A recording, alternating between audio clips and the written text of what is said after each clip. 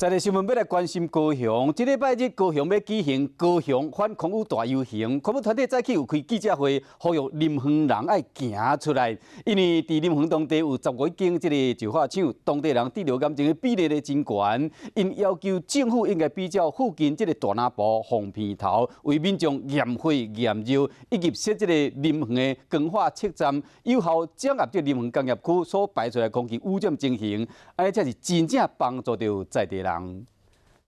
林园人站出来，林园要办，报告报告。有报条画口号，诉求林园区爱设光化测站，嘛呼吁这礼拜日大家做伙来参加高雄反空污大游行。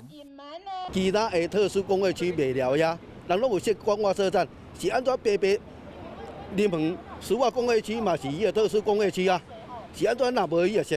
高雄的林园石化工业区占地400公顷，是全台第2大石化专区。这几冬来无严格管制标准，监督石化工厂，头排有致癌的、有毒的有机化合物，让林园的居民对流感症的比例高。